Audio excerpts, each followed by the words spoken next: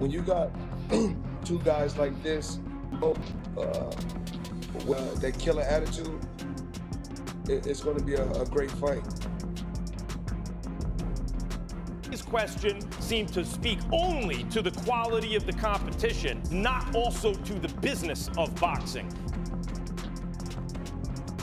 Floyd would be more involved with the fighting aspect. Like, all right, let me come train. Let's train together. Let's do this. Like, yeah, I think it is. They can come and, bro, I appreciate anything that man even reaching out and all the game that he done gave me so far.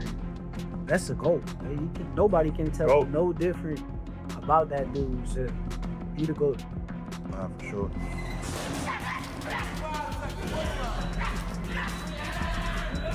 Everyone thinks this fight is already decided, but what Floyd Mayweather revealed about Shakur and Haney changes everything. Watch till the end. This detail decides the entire fight. Floyd Mayweather and Max Kellerman recently discussed a possible fight between Shakur Stevenson and Devin Haney. During the debate, both praised Shakur's natural talent, calm mindset, and sharp boxing IQ. Floyd especially highlighted Shakur's discipline and confidence, saying he sees him as future undisputed champion material. According to them, Shakur has all the tools needed to dominate at the highest level if he stays focused and keeps improving. Fans with lots of thrills through the years, excellent top fighter, but not a guy who someone looked at, like you say, maybe Tank has the potential to be #1 pound. Floyd Mayweather also explained that boxing today has many exciting fights available, but real success does not come from talent alone. He said fighters must understand the business side of boxing, including professional talks, contracts, and smart agreements. Without the right decisions outside the ring, even the most skilled fighters can miss big opportunities. Before, and I talked about this the other day, as far as so many belts, so many champions, but if we can sit down and come to the table. Max Kellerman broke down the potential matchup in a very careful way. He described it as a smart business move that could attract massive attention worldwide. According to Max, a fight like this has the power to generate huge pay-per-view numbers because fans respect both fighters and want to see elite skill versus elite skill. Following him. That's what I'm asking. You've been the best at playing the boxing game. When you said TBE, in the ring, someone else can have that. I'm talking about the whole thing. You're right. You've played the boxing game better than anyone. The way you think about it, which is a lot of times the way promoters think about it, is not just in terms of the quality of the athlete. Obviously, Santa Cruz is high quality. Shakur Stevenson later revealed something interesting. He said Floyd Mayweather personally reached out to him and offered guidance.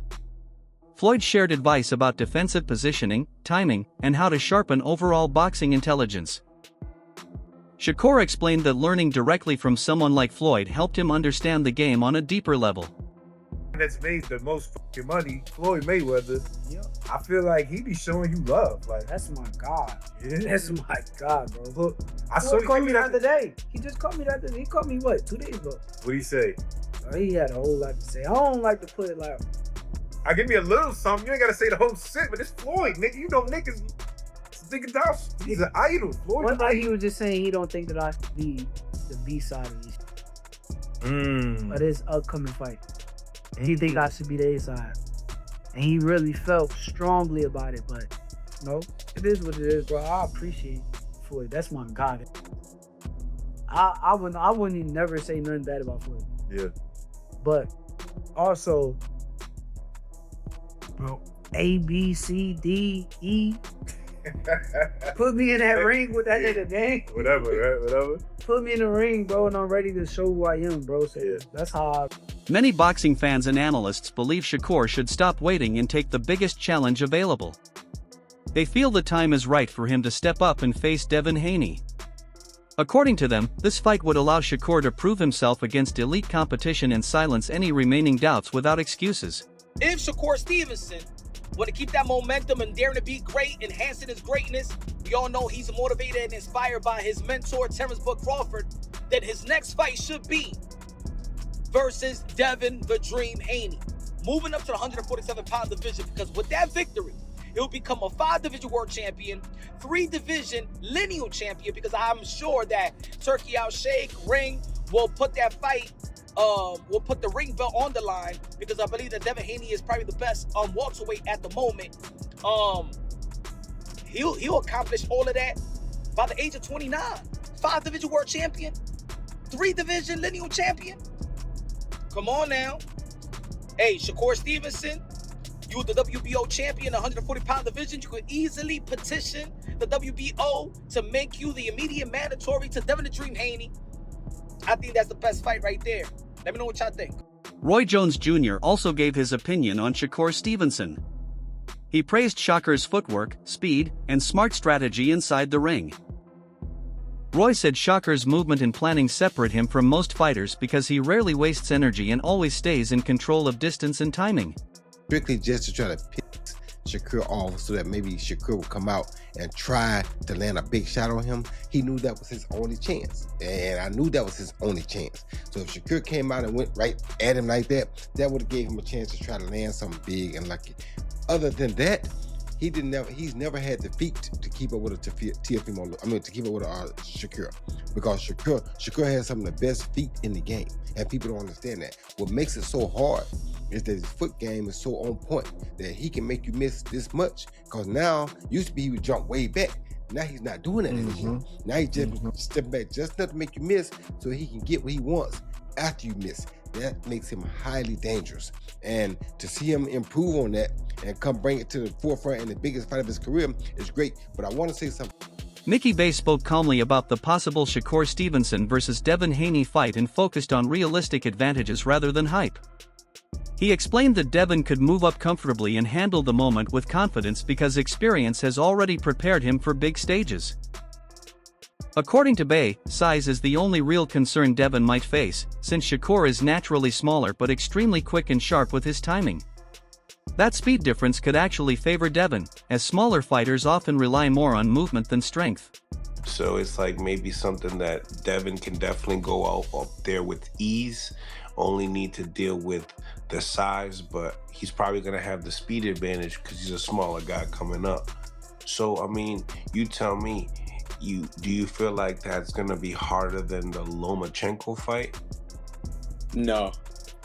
I think Loma probably be his hardest top 2 or 3 fights in his whole career. I could predict that even going to the end, to say if Devin fight 8, 9, 10 more years, that'd be one of his top 2 or 3 hardest fights because the age that he fought him. Loma was at his very peak. He was at his peak. He was older. He was right there at his top peak. When comparing opponents, Mickey Bay believes Devin Haney's fight with Lomachenko was much tougher than a potential bout with Shakur.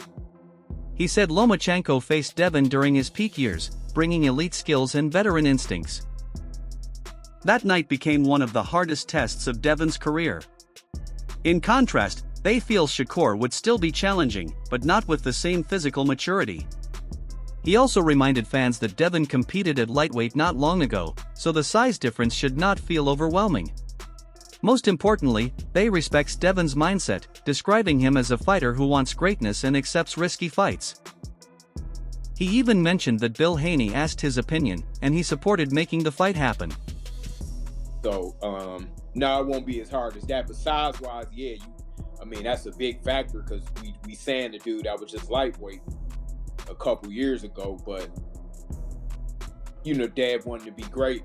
That's just something that's in him. It's only a few dudes like that in boxing right now that really want to do that kind of stuff. So, he got my blessing in making the fight. Like, Bill did ask me about it maybe a few weeks ago.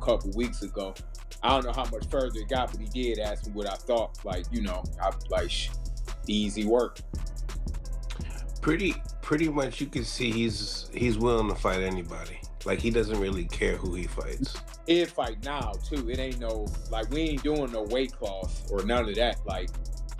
Now. Analysts say the growing tension between Devin Haney, Shakur Stevenson, and Keyshawn Davis has created one of the most exciting storylines in boxing right now. Devin Haney is widely respected for his discipline, sharp jab, strong ring IQ, and calmness under pressure. At the same time, Shakur believes his skills are superior and feels confident that he would outbox Devin if they ever meet. Their back and forth has only increased fan interest. Haney is a tremendous fighter, but obviously he believes in himself and that he will beat Devin Haney. To that, Devin Haney responded, I believe you a tremendous fighter, but I'll beat you. And then Devin Haney stated, well, I want to fight your little brother, who is Keyshawn Davis, superstar, WBO former lightweight world champion, who called out Devin Haney and stated because he didn't like how Devin Haney treated him when they was younger, when Shakur brought him around, so on and so forth. So Devin Haney said, you know something? I want to fight Keyshawn Davis. Keyshawn, let's make it happen. And then you're the little brother, because Shakur and Keyshawn made it abundantly clear they have no interest in fighting each other because of their relationship, although they're not blood brothers.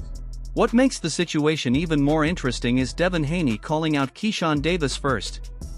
Analysts see this as both a strategic and personal move. Keyshawn, a rising star, reportedly carries tension from the past, adding emotion to the matchup.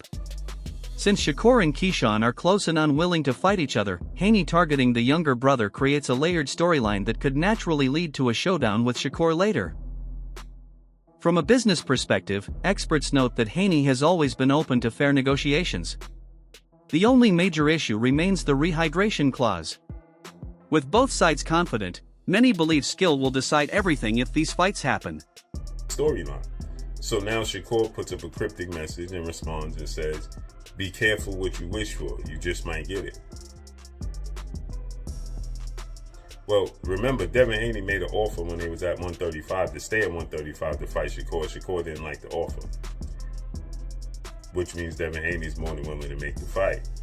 Devin Haney is saying if you want to make the fight, his father, trainer, manager, Bill Haney, CEO of DHP, Devin Haney Promotions, is saying, we'll make the fight gladly, but we're not doing a 10-pound rehydration clause. So Shakur is saying, be careful what you wish for. Skills pay the bills, as Shakur said. And Shakur said he don't like people putting rehydration clause on people because it handicaps them and you can't get credit. Well, then he says on Najee with Cigar Talk, and Devin Haney's not a unaliver. Roy Jones Jr. also analyzed a possible Devin Haney versus Keyshawn Davis fight. He focused on timing, weight, and overall readiness. Roy said weight management could be a factor for both fighters and suggested a catch weight around 143 or 144 pounds to make the fight more balanced. In his view, Devin currently has the edge in experience, tools, and ring IQ because he has faced elite opponents for years. Do that means that the weight was probably an issue. Now, if Keyshawn comes up, or if they even do a catch weight, a 143, 144, it's going to be a very interesting fight because I think Devin has more tools and more IQ right now, but Keyshawn is different. So when you got a guy that's different, and that's why I also said that he's not just back, he's different. You understand me? So when you got a guy that has that intangibleness about him, where he can be a different guy when it's time to be a different guy, you can never count him out. However, if I was pushing Keyshawn, I would have another fight or two before I fight Devin, just for experience purposes. And if I was Devin, I would try to jump on it right now before he gets those couple fights, because the more experience he gets, the harder he's going to become to beat. Yeah, that's going to be a tough fight, you know, for Keyshawn Davis. And I think in many respects, Devin Haney too, you can't take Keyshawn Davis light. He can. However, Roy warned that Keyshawn brings something unpredictable. He described him as a fighter with intangibles, someone who can suddenly change rhythm and energy when needed. That unpredictability makes him dangerous, even against a seasoned fighter like Devin. Roy advised Keyshawn to gain a little more experience before taking such a risky challenge. At the same time, he suggested Devin should act quickly if he wants the fight, because more experience will only make Keyshawn tougher. Roy believes the matchup would be tough for both and could elevate their careers. Weight difference is a concern, and it's a fair question. Is he ready now? Is he ready a fight or two from now? But that's the fight, really. If you really want to scream, I'm back. That's the type of fight that you want, because obviously it's in the Turkey Al-Sheikh universe, and that's a fight that's gonna get made. You're gonna make a career high payday. But if you are able to beat Devin Haney, brother, when I say the sky's the limit, the sky is the limit. But that ain't gonna be no easy pickings for both guys. The weight is a concern, but I would love to. Shakur Stevenson remains one of the most technically gifted fighters in boxing today.